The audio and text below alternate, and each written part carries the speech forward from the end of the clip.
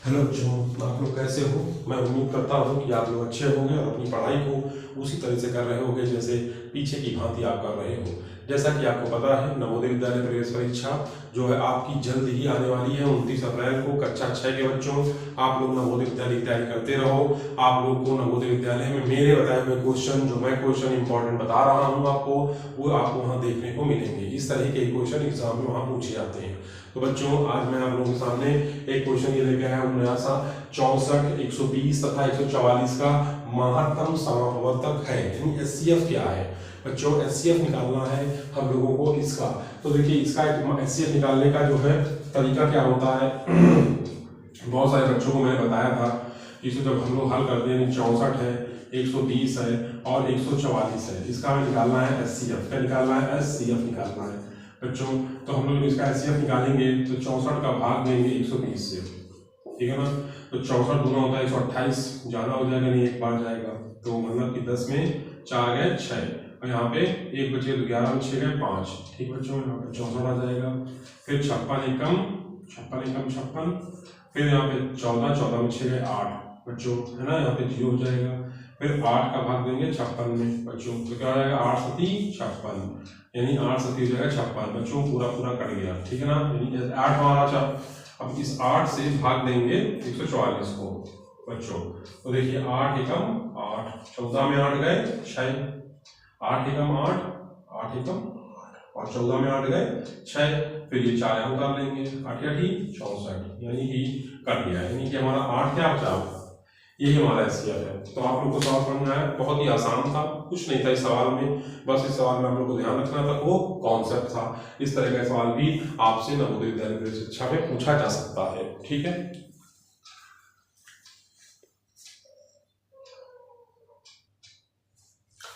चलिए बच्चों, हम लोग सामने एक और सवाल आ गया है। अच्छा सवाल है, लॉजिकल सवाल है, इस बार हम लोग ध्यान देंगे। ये सवाल बहुत अच्छा है। कह रहा है कि नीचे दी 4 संख्याओं में प्रत्येक में केवल एक बार दर्शित जगह पर 9 है। एक बार दर्शित जगह पर 9 है, तो मतलब ये हो जाएगा कि एक बार 9 का इस्तेमाल हुआ है, यानी हर एक संख्या में, मतलब ये कोई नंबर लिखा होगा, इस नंबर में एक बार 9 का प्रयोग है। यहाँ पे कोई नंबर है, उसमें एक नंबर 9 का प्रयोग हुआ है। यहाँ पे कोई नंबर है, इसमें भी एक बार 9 का प्रयोग हुआ है। ये कोई नंबर, इसमें भी 9 का प्रयोग हुआ है। तब शेष सभी अंक 9 से कम है, और बाकी जो अंक यहाँ पे स्टार लगाया है बच्चों, स्टार की जगह पर जो अंक है वो 9 से कम है। निम्न में प्रश्न का उत्तर दें। देखिए, बहुत ही आसान सा सवाल है। हम लोगों को एक चीज यहाँ पर ध्यान देनी होगी। देखिए कैसे आपको थोड़ा सा मैं टेक्निक तरीके से बताता हूँ। बहुत ही आसान सा सवाल है। देखिए, जैसे ऐसा समझिए कि मैंने यहाँ पे जो संख्या लिखी है, x की जगह पर 1 मान लिया, 2 मान लिया, 3 मान लिया, 9 मान लिया, यहाँ पे 4 मान लिया, ठीक है ना। अब y की जगह पर मैंने यहाँ पे मान लिया 4 मान लिया, यहाँ पे 3 मान लिया, यहाँ पे 9 मान लिया, यहाँ पे 2 मान लिया, यहाँ पे 5 मान लिया। अब यहाँ पे मैंने जो है बच्चों क्या किया है कि यहाँ पे 5 मान लिया, यहाँ पे 9 मान लिया, यहाँ पे 3, यहाँ पे 2, यहाँ पे 1, और यहाँ पे t की जगह पर मैंने मान लिया 6 मान लिया। फिर इसके बाद यहाँ पे मैंने 3 मान लिया, यहाँ पे 2 मान लिया, 1 मान लिया, 9 मान लिया। तो एक चीज मैं आपको समझाना चाहूंगा। देखिए, एक चीज समझाता हूँ केवल मैं कि देखिए, जब ऐसा समझिए कि कोई भी नंबर होगा, कोई भी नंबर होगा, इस पर हम ध्यान ना दें, इस चीज पर ध्यान ना दें। अब हम आपको बताना चाहेंगे कि जो 9 है उसका हम ये देखेंगे कि उसका स्थान कहाँ पे। देखिए, यहाँ पे इसमें क्या इकाई दहाई स्थान पे 9 है, यहाँ इकाई दहाई सैकड़ा स्थान पे 9 है, यहाँ पे इकाई दहाई सैकड़ा हजारवें स्थान पे 9 है, यहाँ पे इकाई स्थान पे 9 है। तो 9 मतलब यदि आपका जो 9 है वो यदि हजारवें स्थान पर होगा, तो यदि मान लेते हैं हम यहाँ पर कोई भी संख्या एज्यूम कर लें, जैसे मैंने यहाँ पे 8 कर लिया, यहाँ 9 कर लिया, यहाँ 7 कर लिया, यहाँ 3 कर लिया, 2 कर लिया, तो देखिए ये जो संख्या है 89,732 होगी। वही ना बच्चों, मतलब मेरा कहने का ये हुआ कि जो 9 है यहाँ पे हजारवें स्थान पर है। इसका मतलब है कि जो इनमें से कौन सी बड़ी संख्या है, यानी x वाली बड़ी है, y वाली बड़ी है, z वाली बड़ी है, तो नहीं, बिल्कुल जाहिर सी बात है कि जो z वाली संख्या होगी बच्चों वो बड़ी होगी। क्यों? क्योंकि वहां पर जो 9 है वो हजारवें स्थान पर आ रहा है। 9 कहां पर आ रहा है? हजारवें स्थान पर आ रहा है। इस सवाल बच्चों लॉजिकल है। आप कभी कभी एग्जाम में आ जाता है नवोदय विद्यालय प्रवेश परीक्षा कक्षा 6 में या फिर कक्षा 9 में, ये कक्षा 9 टाइप का भी क्वेश्चन हो सकता है, लॉजिकल क्वेश्चन है। आपको बस ये याद रखना है कि यहाँ पर जो 9 है वो इकाई स्थान पे आ रहा है, यहाँ पे हजारवें स्थान पे आ रहा है, यहाँ पे सैकड़ा स्थान पे आ रहा है, यहाँ पे दहाई स्थान पे आ रहा है। तो हम लोगों को एक चीज पता है कि जो 9 है वो सबसे बड़ी संख्या है, 9 हमारी यहाँ पे सबसे बड़ी संख्या। देखिए यहाँ पे लिखा है नीचे दी 4 संख्याओं में से प्रत्येक में से केवल एक बार दर्शित जगह पर 9 आए और से सभी 9 से कम है, तो बाकी जगहों पर 9 से जो हमारे अंक होंगे वो कम होंगे। तो जो हजारवें स्थान पर 9 है, तो ये हमारा बच्चों आंसर हो जाएगा सी वाला। ठीक है, समझ में आपको आया? चलिए आगे चलते हैं।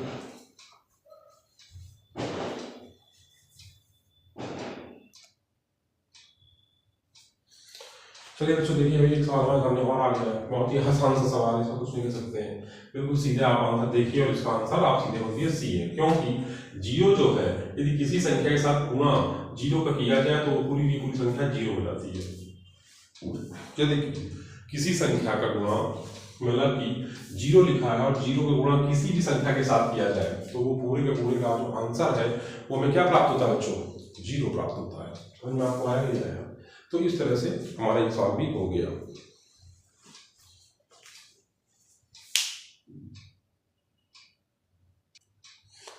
देखिए बच्चों, अब कह रहा है कि श्याम ने परीक्षा राजू से 15 अंक अधिक पाए, जबकि अनिल से उसी परीक्षा में राजू से 10 अंक अधिक पाए, यदि उनके कुल प्राप्त अंक 400 है। तो बच्चों देखिए हल, तो अगर अनिल कितने अंक पाए तो हल में लिखेंगे अनिल ने पाए अंक बराबर एक्स देते हैं। फिर कह रहा है श्याम ने परीक्षा राजू से 15 अधिक पाए, तो श्याम के अंक क्या है? श्याम के अंक क्या देंगे? राजू से 15 अधिक, यानी x + 15 बच्चों। फिर कह रहा है कि अनिल ने उसी परीक्षा में